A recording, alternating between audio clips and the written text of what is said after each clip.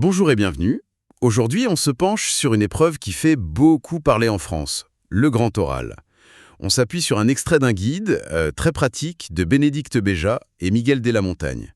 Ils ont vraiment observé ça de près, côté classe et côté examen. Oui, tout à fait. Et leur constat, il est intéressant. Il y a des difficultés, c'est sûr, mais souvent c'est plus un problème de méthode, de préparation, qu'un manque de talent inné, quoi. Donc l'idée aujourd'hui, c'est d'identifier un peu ces pièges pour voir comment on peut les transformer en atouts. Et ça va bien au-delà du grand oral d'ailleurs. Et exactement. On pourrait dire que les retours du jury, ils tournent autour de deux grands axes. La construction de l'argumentation, et puis comment on l'incarne, comment on la porte. D'accord? Construction et incarnation. C'est une bonne grille de lecture. Alors, commençons par la construction. Le premier gros caillou dans la chaussure, c'est quoi? Alors, le premier, et il est fondamental, c'est la difficulté à problématiser. C'est le fameux piège 1 du guide. Trop souvent, ce que les candidats présentent, ça ressemble plus à un exposé. C'est descriptif. Ce n'est pas une vraie question qui appelle un débat, une réflexion. Ah oui, le sujet reste un peu plat. C'est ça. Passer d'un simple thème à une vraie interrogation qui pique un peu la curiosité. Mais c'est pas évident ça, de formuler une bonne problématique. On n'est pas toujours formé à ça, si. Non, c'est un vrai défi. Et le jury le dit clairement, sans problématique, difficile d'évaluer autre chose qu'une récitation. On ne voit pas la pensée au travail.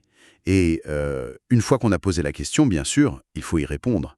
Et c'est là qu'on arrive à la solidité de l'argumentation. Pièges 2 et 4 dans le guide, construire un argument et l'appuyer sur des preuves. D'accord. Donc une opinion, même si elle est bien dite, ça ne suffit pas. Il faut la structure. Une affirmation, une preuve. Exactement. Une preuve, ça peut être une donnée chiffrée, une étude, il cite l'INSEE, l'OCDE, un fait, un exemple précis. Et surtout, il faut que le lien logique avec la question de départ soit super clair. Sinon, comme le note le jury, la parole est un peu creuse.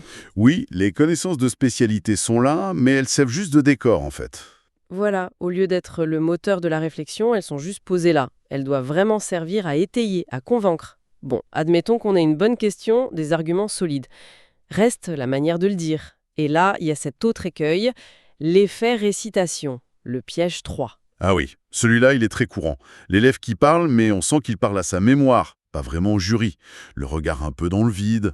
On sent qu'il déroule un texte appris par cœur. C'est exactement ça. Et le guide cite une phrase assez forte du jury, un texte parfaitement récité est un échec. Ce n'est pas ça qu'on cherche. Ah oui, quand même, c'est fort. Oui, ce qui est évalué, c'est plus l'agilité intellectuelle, la capacité à dialoguer, à vraiment penser son propos en direct, pas juste le réciter. Mais on pourrait se dire que savoir son texte par cœur, c'est rassurant, non?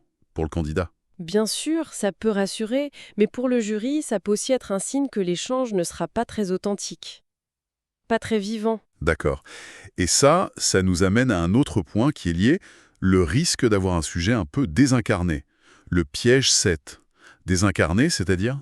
Parfois, le jury écoute et ne comprend pas bien pourquoi ce candidat-là, avec son histoire, ses intérêts, a choisi de parler de ce sujet-là.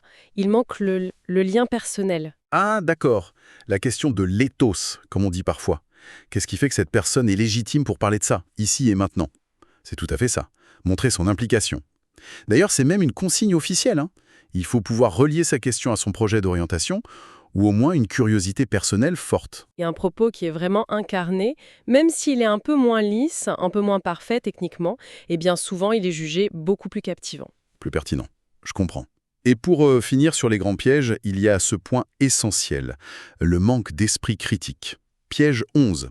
Quand on expose un savoir, mais sans en voir les limites, les débats possibles. Oui, présenter les choses comme une seule vérité, un bloc monolithique. Alors que le jury, lui, attend une réflexion.